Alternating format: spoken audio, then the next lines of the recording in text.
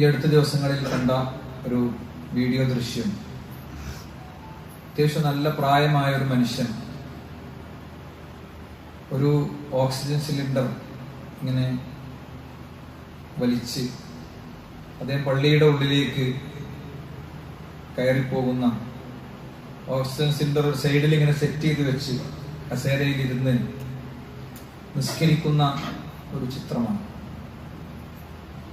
പള്ളിക്കുള്ളിൽ നിന്ന് ആരോ പകർത്തിയ മനോഹരമായ ആ വീഡിയോ ദൃശ്യത്തിൽ ഒരുപാട് കാര്യങ്ങളുണ്ടെന്ന് തോന്നി. അത് വ്യക്തിപരമായി എന്നോട്, ഞാൻ ഉൾപ്പെടുന്ന സമൂഹത്തോട് കുറെ കാര്യങ്ങൾ സംസാരിക്കുന്നുണ്ട് എന്ന് തോന്നി. ജീവിതം മുഴുവൻ ഓക്സിജൻ സിലിണ്ടറിന്റെ പരിമിതിയിലേക്ക് മാറ്റപ്പെട്ട ഒരു മനുഷ്യൻ,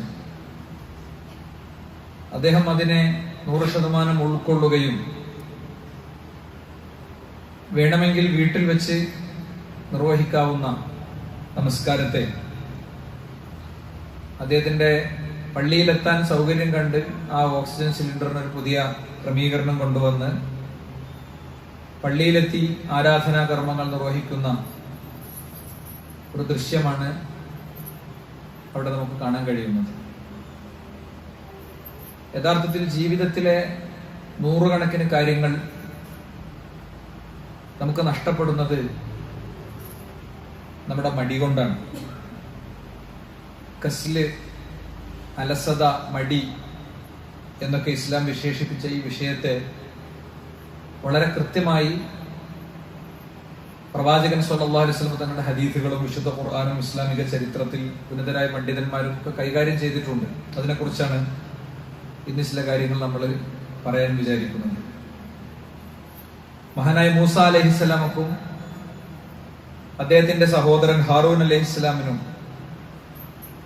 ഫറോവയുടെ കൊട്ടാരത്തിൽ പോയി ഇസ്ലാം പറയാനും ഫറോവയെ ഇസ്ലാമിലേക്ക് ക്ഷണിക്കാനുമുള്ള ചുമതല കിട്ടിയതിനു ശേഷം അവരുടെ ഉള്ളിലുണ്ടായിരുന്ന കുറെ ചിന്തകളുണ്ടായിരുന്നു. അവരുടെ ഉള്ളിലുണ്ടായിരുന്ന ഏറ്റവും പ്രധാനപ്പെട്ട ചിന്ത, അവൻ ഏകഛത്രാധിപതിയാണ്, അവൻ ഞങ്ങളെ കയ്യേറ്റം ചെയ്യുമെന്ന് വിചാരിക്കുന്നു. മൂസ അലൈഹി ഇസ്ലാം ആദ്യഘട്ടത്തിൽ പ്രകടിപ്പിച്ചത്, എനിക്ക് ശരിക്കും സംസാര വൈഭവമല്ല, ഞാൻ വിക്കി സംസാരിക്കുന്ന ഒരാളാണ്, ഞാൻ പറഞ്ഞാൽ എവിടെ എത്തൂല, അതുകൊണ്ട് എനിക്ക് ബുദ്ധിമുട്ടുണ്ട്, ഇങ്ങനെയുള്ള കാര്യങ്ങളൊക്കെ പറഞ്ഞപ്പോൾ അതിന്റെയൊക്കെ കൃത്യമായ പരിഹാരങ്ങൾ ഉണ്ടാക്കി കൊടുത്തതിന് ശേഷം സ്വന്തം സഹോദരനായ ഹാറൂനിനെ കൂടെ വേണം, അദ്ദേഹത്തെ കൂടി ഈ ദൗത്യത്തിൽ പങ്കെടുപ്പിക്കണമെന്ന് അദ്ദേഹം ആവശ്യപ്പെട്ടപ്പോൾ അത് ചെയ്തു കൊടുത്തു. എല്ലാം ചെയ്തതിന്റെ ശേഷം അല്ലാഹു സുബ്ഹാനഹു വ തആല അവരോട് പറയുന്നുണ്ട് സൂറത്ത് ത്വാഹയിലെ 42-ൽ, ഇദ്ഹബ് അൻത വ അഖൂക ബിആയാതി വലാ തനിയ ഫീ ദിക്രി. നിങ്ങൾ രണ്ടുപേരും എന്റെ ഈ സന്ദേശവും കൊണ്ട് ഫിറഔന്റെ അടുത്ത് പോകണം. വലാ തനിയ ഫീ ദിക്രി, നിങ്ങൾ രണ്ടുപേരും അതിൽ ആമാന്തിക്കരുത്, അതിൽ മടി കാണിക്കരുത്. വലാ തനിയ ഫീ ദിക്രി എന്നുള്ളതിനെ ഷെയ്ഖ് സഅദി റഹിമഹുല്ലാഹ് അദ്ദേഹം വ്യാഖ്യാനിച്ചത് ഇങ്ങനെയാണ്, നിങ്ങൾ രണ്ടുപേരും എന്നെ പതിവായി ഓർക്കുന്നതിൽ നിന്ന് ഒരിക്കലും മടി കാണിക്കരുത് എന്നാണ്. വിശ്വാസിയെ സംബന്ധിച്ചിടത്തോളം പടച്ച റബ്ബ് നിർദ്ദേശിച്ചിട്ടുള്ളത് ഫൈദാ ഫറഗ്ത ഫൻസബ് വഇലാ റബ്ബിക ഫറഗ്ബ് എന്നാണ്.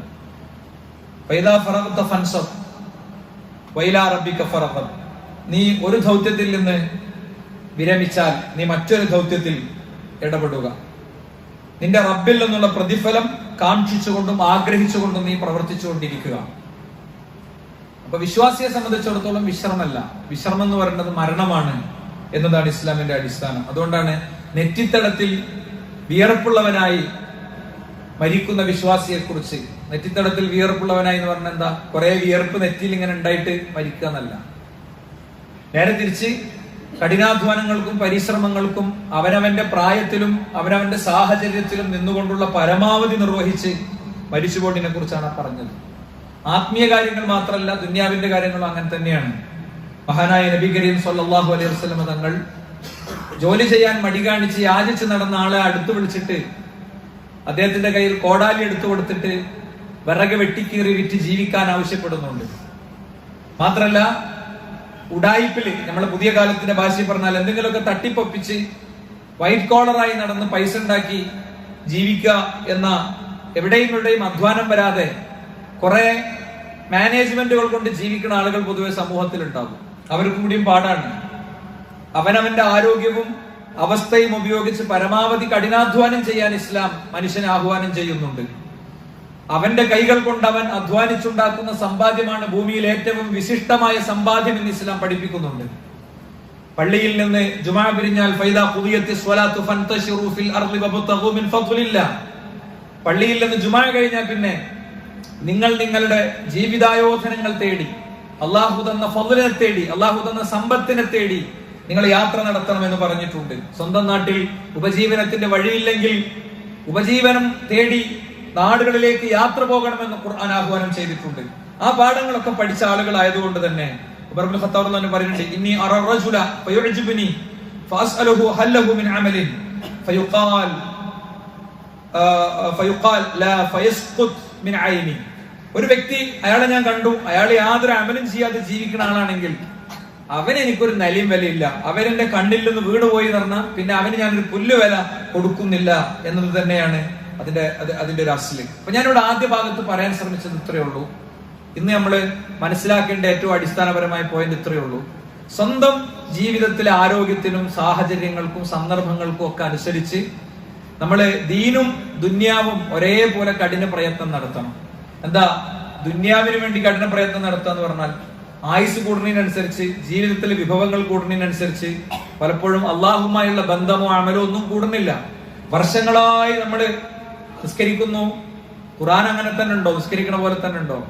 ഫർള് നിസ്കരിക്കണ പോലെ തന്നെ സുന്നത്ത് നിസ്കാരം ഉണ്ടോ? റമളാനിലല്ലാതെ നോമ്പുണ്ടോ? നമ്മളുടെ പരമാവധിയിൽ നിന്നുകൊണ്ട് സദഖ കൊടുക്കാൻ ശ്രമിക്കാറുണ്ടോ? ഒരു ദിവസം രാവിലെ മുതൽ വൈകുന്നേരം വരെ സ്വന്തം കച്ചവടത്തെയോ കുടുംബത്തെയോ ബാക്കി കാര്യങ്ങളെയോ ഒന്ന് എഴുന്നേൽപ്പിച്ച് നിർത്താൻ എന്തുമാത്രം പരിശ്രമം നടത്തുന്നുണ്ട്. അപ്പോ ഓരോരുത്തരും അവരുടെ അവസ്ഥക്കനുസരിച്ച് നിന്ന് റബ്ബ് തന്ന സമയത്തെ 86,400 സെക്കൻഡ് ഒരു വ്യക്തിക്ക് ഒരു ദിവസം കിട്ടുന്നുണ്ട്. ആ സെക്കൻഡുകളെ കൃത്യമായി ഉപയോഗിച്ച് മുന്നോട്ട് പോകണം. അങ്ങനെ മുന്നോട്ട് പോകുമ്പോൾ ദുന്യാവിന്റെ പരലോകത്തിന്റെ കാര്യത്തിൽ മാത്രമല്ല ദുന്യാവിന്റെ കാര്യത്തിലും അവന് അത് ബാധകമാണെന്നാണ്. മടിയനായ വ്യക്തിക്ക് ഉണ്ടാകുന്ന ചില നഷ്ടങ്ങളെ കുറിച്ച് ഇസ്ലാം ചില സൂചനകൾ പറഞ്ഞിട്ടുണ്ട്. അതിലൊന്ന് ഇഹലോകത്തും പരലോകത്തും ഉണ്ടാകുന്ന ഒരു നഷ്ടമാണ്. അപ്പൊ മടി കാണിക്കുന്ന ആള് അവന്റെ പഠന പ്രവർത്തനങ്ങളില് ആരാധനകളിലൊക്കെ പിന്നെയാകാം കുറച്ചഴിഞ്ഞിട്ടാകാം എന്നാണ് ചിന്തിക്കുക. അപ്പൊ കുട്ടികളൊക്കെ ക്ലാസ് എന്റെ ഈ ഹുത്തുബ കേൾക്കുന്ന കുട്ടികളോടൊക്കെ പറയാൻ പറ്റും, ഉമ്മ എന്തെങ്കിലും ഒന്ന് നിസ്കരിക്കണം എന്ന് പറഞ്ഞാല് ഉമ്മ കുറെ വട്ടം പറഞ്ഞിട്ട് അവസാനത്തുമ്പോഴാണ് എന്ത് നിസ്കാരത്തേക്ക് പോവുക. അപ്പൊ ഉറങ്ങി തൂങ്ങി ആടി അല്ലെ, ആ ഫ്രഷ് ആയിട്ട് നിസ്കരിക്കേണ്ട നിസ്കാരം അങ്ങനെ തന്നെ നിസ്കരിക്കൂല. പഠിക്കാനുള്ളതും വായിക്കാനുള്ളതൊക്കെ പിന്നൊക്കെ വെക്കും. ഒരു യാത്ര പോവുകയാണെങ്കിൽ ആ യാത്രന്റെ ഒരുക്കങ്ങൾ അത് നാളെ ആകാം, മറ്റന്നാളാകാം, 19-ാം തീയതി പോകേണ്ടതാണെന്നൊക്കെ അറിയാം.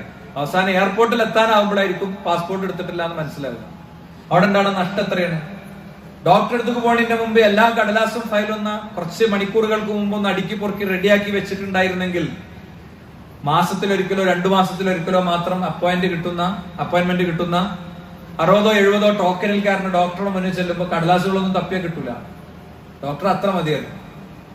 ഡോക്ടർക്ക് നമ്മളെ മാത്രം നോക്കിയാൽ പോരല്ലോ. ഒരു പേപ്പർ ഡോക്ടർ കാണേണ്ട ഒരു ഡോക്യുമെന്റ് കാണാതിരിക്കുമ്പോ ഡോക്ടർ അതിനനുസരിച്ച് ആ മരുന്ന് എഴുതുക അല്ലെ. കേവലം നമ്മുടെ ദുന്യാവിന്റെ കാര്യത്തിൽ ആലോചിച്ചാൽ മതി. ഒക്കെ അവസാനത്തിലേക്ക് എടുത്തു വെച്ച് ചടപടാക്കിയിട്ട് ഞാൻ എന്നെ കൂടി ഉൾപ്പെടുത്തിയിട്ട് തന്നെയാണ് പറയാം കേട്ടോ. ഇങ്ങനത്തെ ഒരു വിഷയം പറയുമ്പോൾ നമ്മളെല്ലാം സമ്പൂർണമായി ജീവിതത്തെക്കുറിച്ച്, ഗൗരവതരമായ ജീവിതത്തെക്കുറിച്ച് ആലോചിക്കേണ്ട ഒരു മേഖലയാണ്. പിന്നെയാകാം, നാളെ ആകാം, പിന്നീടാകാം. നോക്കൂ, നിങ്ങൾ ഇസ്ലാമിക സമൂഹത്തിലെ ഒരു ദീർഘകാലഘട്ടത്തിന്റെ ഖിലാഫത്തെ സംബന്ധിച്ച് അബ്ബാസിയ ഭരണ കാലഘട്ടത്തിലെ ഭരണാധികാരിയോട് ചോദിക്കാണ്. അബ്ദുൽ വാഹിദ് ബിൻ സുലൈമാൻ ബിൻ അബ്ദുൽ മലിക്, എന്താ അബ്ദുൽ മലിക്കിന്റെ മകൻ സുലൈമാന്റെ മകൻ അബ്ദുൽ വാഹിദിനോട്. അബ്ദുൽ മലിക് എന്ന് പറഞ്ഞാൽ ചരിത്രമറിഞ്ഞ വളരെ ഉന്നതനായ ഭരണാധികാരിയാണ്. ഉമർ ബിൻ അൽ അബ്ദുൽ അസീസ് എന്ന് പറയുന്ന ലോകപ്രസിദ്ധനായ 2ാം ഉമർ എന്നറിയപ്പെടുന്ന വ്യക്തിയുടെ അമ്മോഷനാണ് ആര്? ഈ പറയുന്ന അബ്ദുൽ മലിക് ബിൻ മർവാൻ എന്ന് പറയുന്നത്. അദ്ദേഹത്തിന്റെ മകൻ സുലൈമാന്റെ മകൻ അബ്ദുൽ വാഹിദിനോട് പറയാണ്, മുൽക്കും നിങ്ങളുടെ അധികാരം എങ്ങനെയാണ് നഷ്ടപ്പെട്ടത്?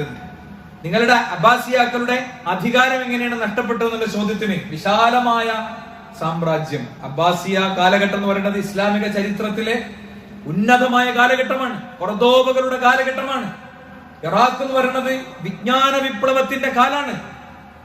ഇറാഖ് എന്ന് പറയുന്നത് ലോകത്തെ മൊത്തം വിജ്ഞാനങ്ങളുടെ കേന്ദ്രമാണ്. ആത്മാഭിമാനത്തിന്റെ മുസ്ലിം ചരിത്ര പശ്ചാത്തലമുള്ള ഇടമാണ്. അവിടുന്ന് ഇത് മുഴുവൻ അടിച്ചെടുത്ത് കൊണ്ടുപോയി. എങ്ങനെ കൊണ്ടുപോയത്? കാല നൗമുൽ ഗദാത്ത്, രാവിലെ കൂർക്കം വലിച്ചുറങ്ങും.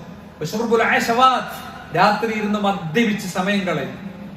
രാത്രിയിലെ മദ്യപാനം ഉണ്ടാക്കുന്ന ഉറക്കം ദീർഘമണിക്കൂറുകളിലേക്ക് പോകും. മനസ്സിലായില്ലേ? രാത്രിയിലെ ദീർഘമായ നേരത്തെ മദ്യപാനം മാത്രമല്ല, അങ്ങാടിയിൽ വെറുതെ ഇരുന്ന് സമയം കളയും. ചില ആൾക്കാർ അങ്ങാടിയിൽ വെറുതെ ഇരുന്ന് സമയം കളി, എന്നിട്ട് സുബഹി കിട്ടൂല, അല്ലെ? സുബഹി കിട്ടൂല, അങ്ങനത്തെ കാര്യങ്ങളൊന്നും ചെയ്യാൻ കഴിയൂല. ഷോപ്പ് നമ്മൾ അടക്കാൻ ഒരു സമയം നിശ്ചയിച്ചാൽ ഒരു സമയത്ത് അടയും. എന്താ സംശയം? ഒരു സമയം നിശ്ചയിച്ച ആ സമയത്ത് അടയും. അതിന്റെ ശേഷം വരുന്ന കച്ചവടം, അതിന്റെ ശേഷം വരുന്ന കാര്യവും അത് നമുക്ക് ഒരിക്കലും നഷ്ടാവില്ല. നമ്മുടെ നിയത്തിൽ എനിക്ക് സുബഹി കിട്ടണം, എനിക്ക് കുറച്ചും കൂടിയൊക്കെ എന്നെ ഫ്രഷ് ആക്കി നിർത്തണം എന്ന ചിന്തയോടുകൂടെയാണെങ്കിൽ. അള്ളാഹുവിന്റെ മാർഗത്തിൽ ഉറക്കമൊഴിക്കുന്ന കണ്ണിനെ കുറിച്ച് പ്രവാചകൻ സ്വല്ലല്ലാഹു അലൈഹി വസല്ലം തങ്ങൾ പറഞ്ഞു, അള്ളാഹുവിന്റെ മാർഗത്തിൽ ഉറക്കമൊഴിക്കുന്ന കണ്ണ് നരകത്തിലല്ല, ആ കണ്ണ് നരകത്തിൽ പോകൂല. ദീനുമായി ബന്ധപ്പെട്ട പഠനം, വായന, പിന്നെ യാത്ര, ഇങ്ങനെ ഒരുപാട് കാര്യങ്ങൾ വ്യക്തികളുമായിട്ട് ബന്ധപ്പെട്ട് നിൽക്കുമ്പോൾ പല കാര്യങ്ങളും ഉണ്ടാകും, അല്ലെ? അവിടെയും അത് പൂർണ്ണമായും അങ്ങനെ തന്നെയാണോ, അതല്ല അതിൽ അലസതയുണ്ടോ, അശ്രദ്ധയുണ്ടോ എന്നൊക്കെ നോക്കണം. മൊബൈൽ നോക്കി എങ്ങനെ ഇരിക്കും? ഈ സ്ക്രീൻ ലൈറ്റിന്റെ പ്രത്യേകത, ബ്ലൂ ലൈറ്റിന്റെ പ്രത്യേകത എന്ന് പറയുന്നത് ഉറക്കത്തത് ഭയങ്കരമായിട്ട് മാറ്റി നിർത്തും. സ്ക്രീനിൽ നമ്മളിങ്ങനെ നോക്കിയിട്ട് തൂങ്ങി ഉറങ്ങുന്നുണ്ടെങ്കിൽ ഈ ഒരു നീല ലൈറ്റിനെ കുറിച്ച് അല്ലെങ്കിൽ സ്ക്രീൻ ലൈറ്റിനെ കുറിച്ചിട്ടുള്ള വളരെ ശാസ്ത്രീയമായ പഠനമാണ് ഞാൻ പറയുന്നത്. അത് ഉറക്കത്തെ മാറ്റി നിർത്തുന്നതാണ്. എന്നിട്ടും നമ്മൾ ഉറങ്ങുന്നുണ്ടെങ്കിൽ നമ്മുടെ ശരീരം അത്രയും ടയർഡാണെന്നതിന്റെ അർത്ഥം. പിന്നെ അതിലേക്ക് ഇങ്ങനെ നോക്കിയിരുന്ന് ഒന്ന് കഴിഞ്ഞ് ഒന്നിലേക്ക് ഇങ്ങനെ സ്ക്രോൾ ചെയ്യപ്പെട്ടു പോതൊരിക്കലും അവസാനിക്കൂല. സാധാരണഗതിയിൽ ഈ മൊബൈൽ ഫോണിലൊക്കെ നമ്മൾ എന്ത് ചെയ്യണമെന്ന് വെച്ച് കഴിഞ്ഞാൽ ഇതിനൊരു ലിമിറ്റ് സെറ്റ് ചെയ്യാൻ പറ്റും. ഇതിന്റെ അഡിക്ഷനുകളിൽ നിന്ന് രക്ഷപ്പെടാൻ സാധാരണ നമ്മൾ പറഞ്ഞു കൊടുക്കുന്ന കാര്യമാണ്. ഇതിന്റെ ഒരു ലിമിറ്റ് സെറ്റ് ചെയ്തിട്ട്, ആ ലിമിറ്റ് സെറ്റ് ചെയ്തിട്ടാൽ ഒരു സമയത്ത് നമുക്ക് ഉറങ്ങാൻ കഴിയും. അപ്പൊ ഇവിടെ ഒന്നാമത് പറഞ്ഞ വിഷയം ഇതാണ്. മടി, അലസത, നാളെ ചെയ്യാം, പിന്നെ ചെയ്യാം, പിന്നീടാകാം എന്നിങ്ങനെ ചിന്തിക്കുന്നത് അധികാര സിംഹാസനങ്ങളെ നഷ്ടപ്പെടുത്തിയിട്ടുണ്ട്. മാത്രല്ല റസൂലുള്ളാഹി സ്വല്ലല്ലാഹു അലൈഹി വസല്ലം തങ്ങൾ പറഞ്ഞു, അല്ലാഹുമ്മ ബാരിക് ലി ഉമ്മത്തി ഫീ ബുകൂരിഹ, എന്റെ ഉമ്മത്തിന്റെ പ്രഭാതങ്ങളിൽ അള്ളാഹു അനുഗ്രഹം ചൊരിഞ്ഞിട്ടുണ്ട്. രാത്രി അലക്ഷ്യമായി സമയം ചെലവാക്കിയിട്ട് രാവിലെ ഉറങ്ങുമ്പോൾ നമുക്ക് നഷ്ടപ്പെടുന്നത് അതാണ്.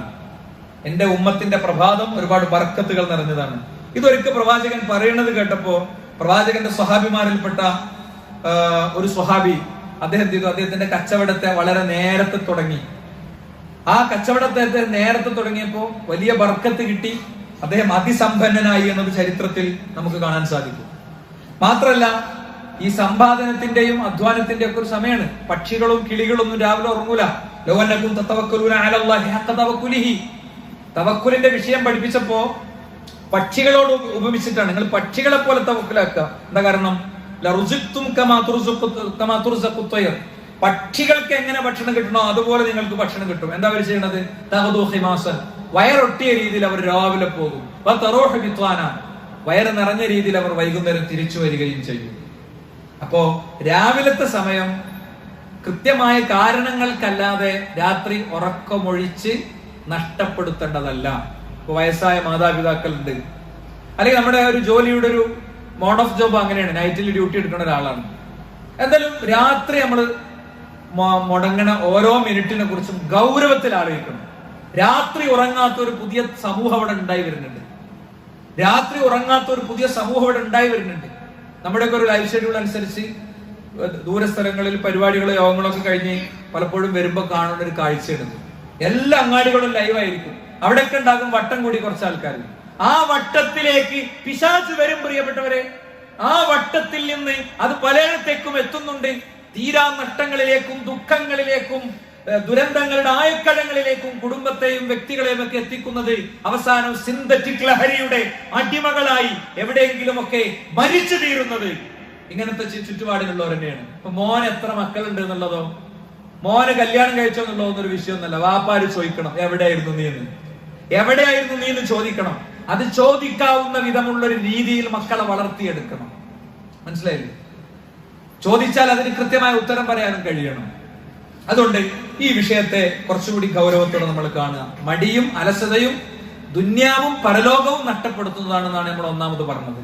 ഇനി രണ്ടാമത്തെ ഒരു കാര്യം എന്ന് പറയുന്നത്, ഇബാദത്തിനെ സംബന്ധിച്ചിടത്തോളം അതിന്റെ ഏറ്റവും വലിയ ആപത്തുകളിൽപ്പെട്ട അപകടങ്ങളിൽപ്പെട്ട ഒന്നാണ് മടി എന്ന് പറയുന്നത്. യാ ബുനയ്യ, മുഹമ്മദ് ബിൻ അലി അദ്ദേഹത്തിന്റെ മകനോട് പറയുന്നത്, യാ ബുനയ്യ ഇയ്യാക വൽ കസൽ വൽ ലജർ, നീ അലസതയെയും മടിയെയും ഒഴിവാക്കണം. ഫൈനഹുമാ മിഫ്താഹു കുല്ലി ശർ, എല്ലാ തിന്മകളുടെയും താക്കോലാണത്. ഇന്നക ഇൻ കസിൽത ലം തുഅദ്ദി ഹഖൻ, നീ മടിയനായാൽ, മടി എന്ന ഒന്ന് നിന്റെ ജീവിതത്തിൽ ഉണ്ടെങ്കിൽ നീ പല ബാധ്യതകളും വീട്ടണില്ല.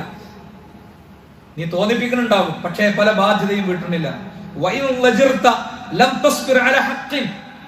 നീ മടിയനാണെങ്കിൽ നീ ഒരു സത്യത്തിനു വേണ്ടിയും ക്ഷമിക്കാനോ സഹിക്കാനോ നിനക്ക് പറ്റുന്നില്ല. ലം തസ്ബിർ അലാ ഹഖ്ഖിൻ, വളരെ യാഥാർത്ഥ്യബോധത്തോടു കൂടെ ഏറ്റെടുത്ത് നടത്തേണ്ട പലതും നീ ഏറ്റെടുത്ത് നടത്തുന്നില്ല. എനിക്ക് ഇത്രയൊക്കെ പറ്റുള്ളൂ എന്നാണ് നീ വിചാരിക്കണത്. ശരിയല്ല, നിനക്ക് അതിനപ്പുറം പറ്റും. നിനക്ക് പലതും ഏറ്റെടുക്കാൻ പറ്റും. നിനക്ക് പല ദൗത്യത്തിന്റെയും കൂടെ പോകാൻ പറ്റും. അത്ര ദൂരം ഞാൻ യാത്രയുണ്ട്. ഇതിങ്ങനെ സ്ഥിരതൊക്കെ നടക്കുമോ? ഇപ്പൊ യോഗങ്ങളും മീറ്റിങ്ങുകളിലും ഒക്കെ പങ്കെടുക്കാൻ ഭാഗ്യം കിട്ടുന്ന കുറെ ആളുകൾ ഉണ്ടാകും. വൈകുന്നേരമായാലും എനിക്കറിയുന്ന ഒരുപാട് സുഹൃത്തുക്കളുണ്ട്. ഇന്നലെ ഇപ്പൊ രാത്രി മാത്രം ഞാൻ ഒരു 10 യോഗങ്ങളിൽ പങ്കെടുത്തു. ഓൺലൈനിലുള്ള 10 യോഗങ്ങളിലും ഒരു ഫിസിക്കൽ മീറ്റിംഗിലും പങ്കെടുത്തു. അൽഹംദുലില്ലാഹ്, അല്ലാഹു സ്വീകരിക്കട്ടെ. ഞങ്ങൾക്ക് ഒരു പോയിന്റ് മനസ്സിലാക്കി തരാൻ വേണ്ടി പറയണം. അതിലൊക്കെ കുറെ മനുഷ്യന്മാരുണ്ട്. അത് ഇബാദത്താണ് ശരിക്കും. എന്താണ് അവിടെ ചർച്ച ചെയ്യുന്നത്? എന്താ ഒരു യോഗത്തിന്റെ ഒരു കണ്ടന്റിങ് ഒക്കെ പറഞ്ഞുതരാം. മുദബ്ബിറുൽ ആലം എന്ന് പറയുന്നത് മടവൂരിൽ മടവിട്ട് കിടക്കുന്ന CM വലിയുല്ലാഹിയാണ് എന്നുള്ള വ്യക്തിയാണെന്നാണ് ഇപ്പൊ ഒരു പുതിയ വാദം. മുദബ്ബിറുൽ ആലം എന്ന് പറഞ്ഞാൽ ലോകത്തെ നിയന്ത്രിക്കുന്നത്. ഇപ്പൊ നിങ്ങൾക്ക് ചിലപ്പോൾ തോന്നും, അത് ഏതെങ്കിലുമൊക്കെ ഒരു മുസ്ലിയാർ, ഒരു ഉസ്താദ് ഏതെങ്കിലുമൊക്കെ ഒരു സ്ഥലത്ത് ഒരിടത്ത് പ്രസംഗിച്ചത് നിങ്ങൾ വലിച്ചു നീട്ടുന്നതായിരിക്കും. ആയത്തൊക്കെ ഓതിയിട്ടാണ് തെളിയിക്കണം. ഫൽ മുദബ്ബിറാത്തി അംറാ, ഒരായത്ത്. ഇത് ഒരു വാദമായി രൂപപ്പെട്ടു വന്നിരിക്കുകയാണ്. അപ്പൊ ആ വിഷയത്തെ മക്കയിലെ മുശ്രിക്ക് വരെ എന്താ പറഞ്ഞത്? മക്കയിലെ മുശ്രിക്ക് വരെ പറഞ്ഞെന്താ? ആകാശഭൂമികളെ സൃഷ്ടിച്ചതാരാ? അള്ളാഹ്. സർവ്വം നിയന്ത്രിക്കുന്നതാരാ? പഠിച്ചോനെന്നാ പറഞ്ഞത്. അപ്പൊ ആ ആശയത്തെ ഏറ്റവും മാന്യമായ ഭാഷയിൽ ഒരു വ്യക്തിക്കും പരിക്കേൽപ്പിക്കാതെ അതിനെ തിരുത്തുന്ന ഒരു പ്രോഗ്രാമിന്റെ യോഗത്തിലാണ് പങ്കെടുത്തത്. അപ്പൊ അവര് അത്രയും സമയം ചെലവിടുന്നത് എന്തിനാണ്? വളരെ ദീനീയായ, വളരെ വലിയൊരു നന്മക്ക് വേണ്ടിയാണ് അവർ ചെലവിടുന്നത്. മനസ്സിലായില്ലേ? ഖുർആൻ പരമാവധി സമൂഹത്തിലേക്ക് എത്തുന്ന ഒരു പരിപാടി ഇപ്പൊ ഇതാ നമ്മളെ അലനല്ലൂരിൽ ഈ ഞായറാഴ്ച ഉണ്ട്. അതിന്റെ യോഗം ഇന്നലെയും മിനിയാന്നൊക്കെ നടന്നിട്ടുണ്ട്. അവിടെ എന്താ? ഫജാഹിദുഹും ബിഹി ജിഹാദൻ കബീറ, അള്ളാഹുവിന്റെ കിതാബ് കൊണ്ട് നിങ്ങൾ ജിഹാദ് നടത്തുക എന്ന് പറഞ്ഞാൽ ആ ജിഹാദാണ്. അള്ളാഹുവിന്റെ കിതാബ് കൊണ്ടുള്ള ജിഹാദ് എന്ന് പറഞ്ഞാൽ അതാരെങ്കിലും തലയ്ക്ക് എറിഞ്ഞാൽ പൊട്ടൂല. അത് ബോംബാക്കാനോ ഗ്രനേഡ് ആക്കാനോ പറ്റൂല. പക്ഷെ അതിന് ബോംബിനെക്കാളും ഗ്രനേഡിനെക്കാളും വലിയ ശക്തി ഉണ്ട്. അത് ഹൃദയങ്ങളെ മാറ്റിമറിക്കും. അത് മനസ്സുകളെ മാറ്റിമറിക്കും. അത് വിപ്ലവകരമായ മാറ്റുണ്ടാകും. ഒറ്റ വർഷം കൊണ്ട് 1 ബില്യൺ മുസ്ലിങ്ങൾ അമേരിക്കയിൽ ഉണ്ടായെങ്കിൽ അതിന്റെ കാരണം അതാണ്. ആ ഖുർആനെ പഠിച്ചതാണ്. 2010-ന്റെയും 2023-ന്റെ ഇടയിൽ ബില്യൺ കണക്കിന് മുസ്ലിങ്ങൾ യൂറോപ്യൻ രാജ്യങ്ങളിൽ കുതിച്ചുയരുന്നുണ്ടെങ്കിൽ അതിന്റെ കാരണം അതാണ്. 90% കൺവേർട്സ് ആണ്, ഇസ്ലാം സ്വീകരിച്ചവരാണ്. എന്താ കാരണം? ഒറ്റ കാരണമുള്ളൂ. ആ കാരണം ഇസ്ലാമിനെ പഠിച്ചതാണ്. അപ്പൊ ഞാൻ പറഞ്ഞത്, ഇങ്ങനത്തെ തുടർച്ചയായ യോഗങ്ങളിലും മീറ്റിങ്ങുകളിലൊക്കെ ഇങ്ങനെ പങ്കെടുക്കുന്ന ആളുകൾ ഇങ്ങനെ ചിന്തിക്കും, എന്ത് ഇന്ന് മീറ്റിംഗ്, ഇന്നലെ മീറ്റിംഗ്, നാളെ മീറ്റിംഗ്, അല്ലെ? അതാണ് അവിടെ പറഞ്ഞത്. എന്താ അവിടെ പറഞ്ഞത്? ഇൻ കസിൽത ലം തുഅദ്ദി ഹഖൻ, നീ മടിയനായാൽ നീ വീട്ടേണ്ട ഹക്കൊന്നും വീട്ടൂല. നിനക്ക് ഫർള് മാത്രം നിസ്കരിച്ചിട്ട് സുന്നത്ത് നിസ്കരിച്ചിട്ട് എണീറ്റ് പോകണ്ടെങ്കിൽ ഞാൻ ഇപ്പൊ ഫർള് നിസ്കരിക്കണ്ടേ, നമ്മളെ അനിയനും ജേട്ടനൊന്നും വാഹനം നിസ്കരിക്കണം, അങ്ങനെ ചിന്തിക്കുക. ഇനിയോ നീ കുറച്ച് ക്ഷമയോടുകൂടെ ചില ദൗത്യങ്ങൾ ഏറ്റെടുക്കൂല. 5 സഹോദരങ്ങളുണ്ട്.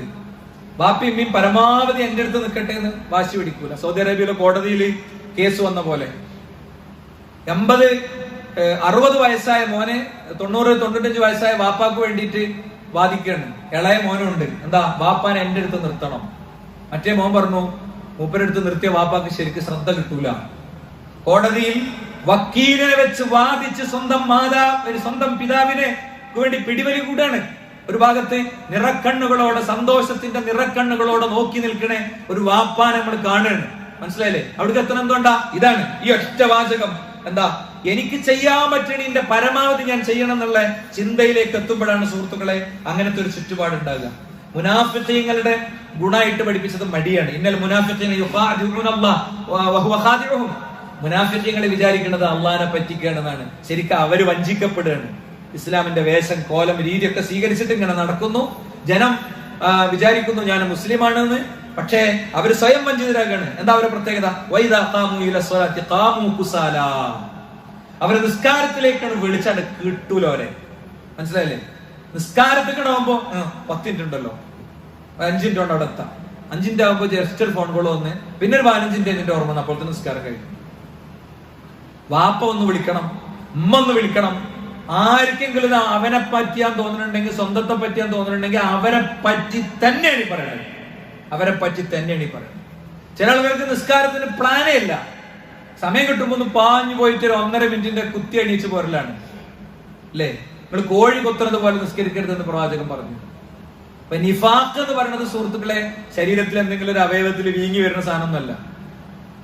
ഇന്നൽ മുനാഫിഖ ഫി ദർക്കിൽ അസ്ഫലി മിനന്നാർ. മുനാഫിഖ് നരകത്തിന്റെ ഏറ്റവും അവസാനത്തെ തട്ടിലായിരിക്കുമെന്ന് നബി കരീം സല്ലല്ലാഹു അലൈഹി വസല്ലം തങ്ങൾ പഠിപ്പിച്ചു. ഇനി വമാ മനഅഹും അൻ തുഖ്ബല മിൻ നഫഖാതിഹിം. അവരുടെ അടുത്തുനിന്ന് അവര് റബ്ബിന്റെ മാർഗത്തിൽ ചെലവഴിച്ചത് റബ്ബ് സ്വീകരിക്കാത്തതിന്റെ കാരണം എന്താ? 2 കാരണം കേട്ടോളൂ. 2 കാരണം. ഇല്ല അന്നഹും കഫറു ബില്ലാഹി വബിറസൂലി. ഒന്നാമത്തെ കാരണം അല്ലാഹുവിനെ റസൂലിനെയും അവര് കുഫറാക്കി, അവര് നിഷേധിച്ചു. അങ്ങനത്തെ ആളുകൾ കോടികൾ കൊടുത്താലും അള്ളാഹുവിന്റെ അടുത്ത് കതെത്തൂല. പിന്നെ വേറൊരു കാരണമുണ്ട്. ഒന്നാമത്തെ കാരണം ചിലപ്പോ കഴിച്ചലായിട്ടുണ്ടാകും.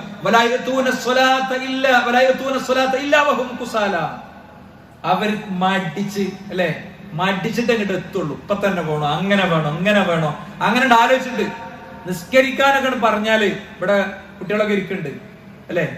ഉമ്മാരും ഉപ്പാരും നിർബന്ധിക്കേണ്ട പ്രായത്തിലുള്ള കുട്ടികളൊക്കെ ഇരിക്കുന്നുണ്ട്. ഇങ്ങോട്ട് നിസ്കാരത്തേക്ക് ഇങ്ങോട്ട് എത്തണമെങ്കിൽ ഭയങ്കര പണിയാണ്. ഒരു നല്ല കാര്യത്തേക്ക് ഒരു പേജ് ഖുർആൻ എടുക്കുന്ന പറഞ്ഞാൽ ഭയങ്കര പണിയാണ്. അപ്പൊ ആ ഒരു അവസ്ഥ. ഇനി അടുത്ത കേട്ടോ നിങ്ങൾ ഒരു കൊടുക്കുന്നുണ്ട്. പാലിയേറ്റീവിന്റെ ആൾക്കാർ വന്നപ്പോ സംഗതി 2000 രൂപ കൊടുത്തു. പക്ഷെ ആകെ ഉള്ളിലൊരു അസംതൃപ്തിയോട് കൂടെ കൊടുത്ത്. പള്ളിക്ക് പിരിവിന് വന്നപ്പോ കൊടുത്തു, ഖുർആൻ സമ്മേളനത്തിന് പിരിവിന് വന്നപ്പോ കൊടുത്തു. കൊടുത്തപ്പോഴൊക്കെ മനസ്സിൽ ഉള്ളിലുള്ള ഒരു വർത്താനം എന്താ? ഇതിപ്പോ സ്ഥിരം പിരിവ് തന്നെയാണ് അല്ലെ. ചെറിയൊരു ചിന്ത, ഖലാസ് പൈസ പോയി, നമുക്ക് കിട്ടിയതില്ല. അപ്പൊ അതിന്റെ അർത്ഥം എന്താ? പൈസ കൊടുക്കണമല്ലേ, ശുദ്ധീകരിക്കണം. ഒരിക്കലും ബാങ്ക് ബാലൻസും കൊണ്ട് കബർക്ക് പോകൂല. പിന്നെ ചെക്ക് ബുക്കിന്റെ ചതുരക്കള്ളിയിൽ എഴുതിയെടുക്കാനുള്ള കോടികൾ ഉണ്ടാകും. അതിനാകെ വേണ്ടി ഒരു 3 കഷ്ണം തുണിന്റെ പൈസയാണ്. ഫാന്റസി കാറുകളിൽ പോകൂല, 6 കാലുള്ള കട്ടിലേ പോകുള്ളൂ. പെർഫ്യൂംസ് ഉപയോഗിക്കൂല, കറുപ്പുരമേ ആ വെള്ളത്തിൽ ചേർക്കുകയുള്ളൂ. ഒരിക്കലും ബ്രാൻഡഡ് ഷർട്ടുകൾ മാത്രം തെരഞ്ഞെടുത്ത് ദീർഘമായ സമയം അതിനുവേണ്ടി ചെലവിട്ടിരുന്ന ആളുകൾക്ക് ഒരിക്കലും ബ്രാൻഡഡ് ഷർട്ടുകൾ കിട്ടൂല.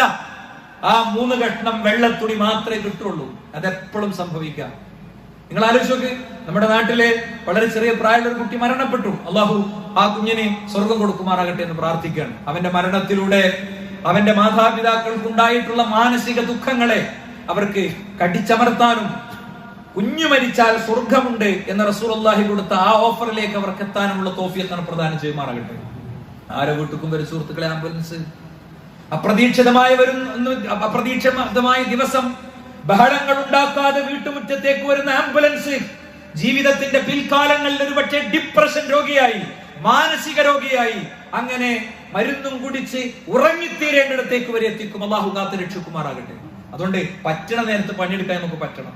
മറ്റൊന്ന്, ശൈത്താനാണ് ഇതിന്റെ കാള്. ശൈത്താനാണ് ഈ മടി മുഴുവൻ സൃഷ്ടിക്കുന്നത്.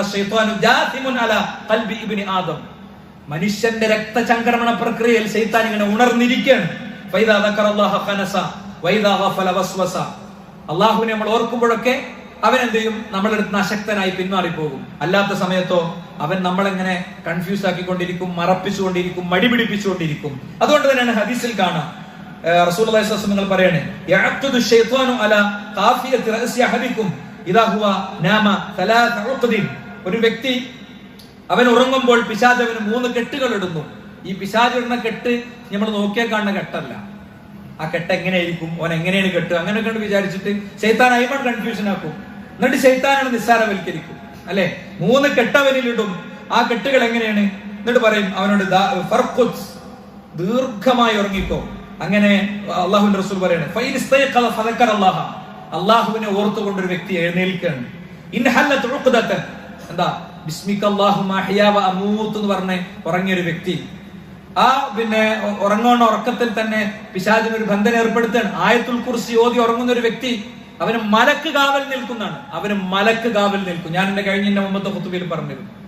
ബിസ്മി ചൊല്ലി വാതിലടച്ച ഒരു വ്യക്തി അല്ലാഹു സുബ്ഹാനഹു വ തആല അവന് പ്രത്യേക സംരക്ഷണം ഒരുക്കും, കൃത്യമായ സംരക്ഷണം ഒരുക്കും. ഇത്തരം സംരക്ഷണങ്ങളൊന്നും ഉള്ള ഒരാൾക്കും പിന്നെ ഒരു നൂലും വേണ്ടി വരില്ല, ഒരു ഏലസും വേണ്ടി വരില്ല, ഐക്കലും വേണ്ടി വരില്ല. പടച്ചോന്റെ അടുത്ത് തവക്കുലാക്കിയ ഒരാൾക്ക് അതിന്റെ തുടർച്ചയാണത്. എണീക്കുമ്പോ എന്താ അൽഹംദുലില്ലാഹി അല്ലദീ അഹ്യാനി ബഅദമാ അമാതനി വഇലൈഹി നുശൂർ എന്നുള്ള ദിക്ർ ചൊല്ലി ആ മനുഷ്യൻ എണീക്കുന്നു. അപ്പോ എന്ത് ചെയ്യുന്നു? ഒന്ന് പോകുന്നു. പിന്നെ അവൻ ഒന്നു എടുക്കുന്നു. അപ്പോഴോ വീണ്ടും ഒരു കെട്ട് അവന്റെ അടുത്തുനിന്ന് പൊട്ടുന്നു. പിന്നെ അവൻ നിസ്കരിക്കുന്നു. അപ്പൊ വീണ്ടും ഒരു കെട്ട് പൊട്ടുന്നു. ഈ കെട്ടൊന്നും പൊട്ടിക്കാതെ ഓരോ ദിവസവും എണീക്കുന്നു, വീണ്ടും ഉറങ്ങുന്നു. അപ്പൊ എന്ത് ചെയ്യുന്ന വെച്ച് കഴിഞ്ഞാൽ നമുക്ക് ഒന്നിനൊരു ഉണർവും കിട്ടൂല.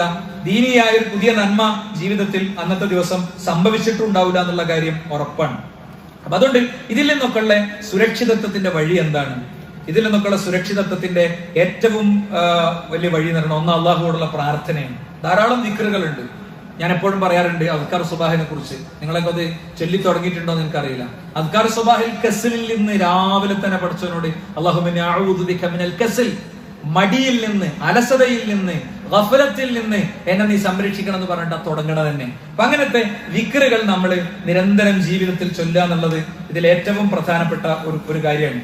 രണ്ടാമത്തെ ഒരു കാര്യം എന്ന് പറയുന്നത് ഓരോ കർമ്മങ്ങളുടെയും മഹത്വം മനസ്സിലാക്കുക. ഇപ്പോ ഒന്നാമത്തെ സൊഫിൽ എത്തുന്നതിന്റെ മഹത്വം അറിഞ്ഞിരുന്നെങ്കിൽ ഒന്നാമത്തെ സൊഫിൽ എല്ലാവരും കൂടി ഇപ്പൊ നമ്മളെല്ലാവരും ഒന്നാമത്തെ സൊഫിൽ എത്തിയിട്ട് എനിക്ക് നിൽക്കണം എന്ന് ഇങ്ങനെ പറയണം. അപ്പൊ എന്താ ചെയ്യാം? ലസ്തഹമു, അവർ നറുക്കിട്ടിടുന്നോല് കയറുമായിരുന്നു എന്നാ പ്രവാചകന്റെ പള്ളിയിൽ ഉണ്ടായ സംഭവമാണ് ഇതൊക്കെ. ഒന്നാമത്തെ സൊഫിന്റെ മഹത്വം അറിയണോണ്ട് അവർ ഇടിച്ചു കയറി വന്ന് കാര്യങ്ങൾ ചെയ്യായിരുന്നു എന്നാണ്. ഇനി മറ്റൊരു കാര്യം പറയുന്നത് സൊഫിന്റെ ഇടയിലുള്ള ഗ്യാപ്പ് തീർക്കുന്നതിന്റെ മഹത്വം അവർക്ക് അറിയുമായിരുന്നെങ്കിൽ ഇന്നല്ലാഹു മലായികത്തുഹു യുസല്ലൂന അലൽ ലദീന യസ്ലൂന സുഫൂഫ്, സൊഫുകൾ ശരിയാക്കി നിൽക്കുന്ന ആളുകൾക്ക് വേണ്ടി അള്ളാഹുവും അള്ളാഹുവിന്റെ മലക്കുകളും, അള്ളാഹു അനുഗ്രഹം ചൊരിയും മലക്കുകൾ പ്രാർത്ഥിക്കുന്നതാണ്. നമ്മളൊക്കെ പള്ളികളിൽ എങ്ങനെ ഉണ്ടാകുക? സൊഫ് ഒരാൾക്കും പിന്നെ അയാളെ അടിയിൽ ശരിക്കൊരു ഒന്നരാൾക്ക് നിൽക്കാൻ പറ്റും, കാലുകൾ ചേർത്ത് നിൽക്കൂല. എപ്പോഴും നമ്മള് അങ്ങനത്തെ നിസ്കാരങ്ങൾ എല്ലാവരും സൊഫ് ശരിക്കും ചേർത്ത് നിൽക്കുന്ന നിസ്കാരങ്ങൾക്ക് സുഹൃത്തുക്കളെ ഭയങ്കര ഇഖ്ലാസ് ഉണ്ടാവും. അത്തരം രീതികൾ സ്വീകരിച്ച് നല്ല രീതിയിൽ മുന്നോട്ട് പോകുക അള്ളാഹു അനുഗ്രഹിക്കുമാണ്. അൽഹംദുലില്ലാഹ് വസ്സലാത്തു വസ്സലാമു അലാ റസൂലില്ലാഹി വഅലാ ആലിഹി വസ്സഹബിഹി അജ്മഈൻ. അമ്മാ ബഅദ്. സൃഷ്ടാവും സംരക്ഷകനുമായ റബ്ബിന്റെ കൽപ്പനകളെ ജീവിതത്തിന്റെ എല്ലാ മേഖലയിലും സൂക്ഷിക്കണമെന്ന് ഒരിക്കൽ കൂടി ഉണർത്തുകയാണ്, ഉത്ബോധിപ്പിക്കുകയാണ്. ശൈഖുൽ ഇസ്ലാം ഇബ്നു തൈമിയ്യ റഹിമഹുല്ലാഹ് ലോക ചരിത്രത്തിലെ ഉന്നതനായ ഒരു വ്യക്തിയാണ്. താർത്താരികളുമായുള്ള യുദ്ധകാലത്ത് മുസ്ലിങ്ങളെ മുന്നിൽ നിന്ന് നയിച്ച വ്യക്തിയാണ്.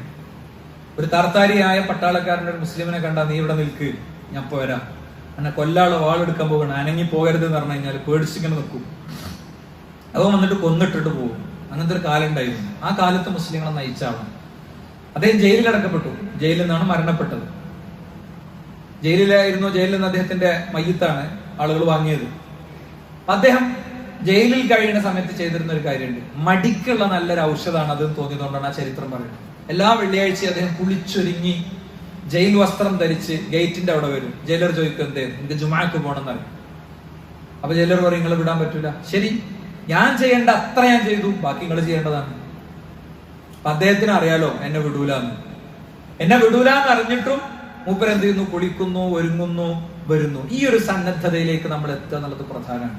അതിനാണ് ഞാൻ എന്റെ സംസാരത്തിന്റെ തുടക്കത്തിൽ പറഞ്ഞ ഞാൻ കണ്ട വീഡിയോയിലെ ആ വയോധികനായ മനുഷ്യൻ, അയാളുടെ ഓക്സിജൻ സിലിണ്ടറും ഇങ്ങനെ വലിച്ചിട്ട് പള്ളിയിലേക്ക് വരുന്നതും ആ ഒരു മർമ്മത്തിൽ തന്നെയാണ്. കുറേ മനോഹരമായ വീഡിയോസ് നമ്മൾ ഈ ചെറിയ കുട്ടികളെ പരിപാടി ഉണ്ടാകുമ്പോൾ അതിലേക്ക് ഇട്ട് കാണിച്ചു കൊടുക്കും.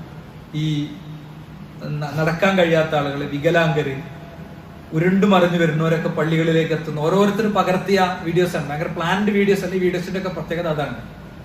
ഒരു ഷൂട്ടിന് വേണ്ടി എടുത്ത വീഡിയോസ് അല്ല. ഓരോരുത്തരിങ്ങനെ തോന്നുമ്പോൾ ഷൂട്ട് ചെയ്തിട്ട് അവരുടെ റീലിലേക്കും മറ്റൊക്കെ കയറ്റുന്നതാണ്. അങ്ങനത്തെ റീല് കണ്ടാൽ സ്ഥിരം അങ്ങനത്തെ റീലാണ് നമുക്ക് വരിക. മനസ്സിലായി?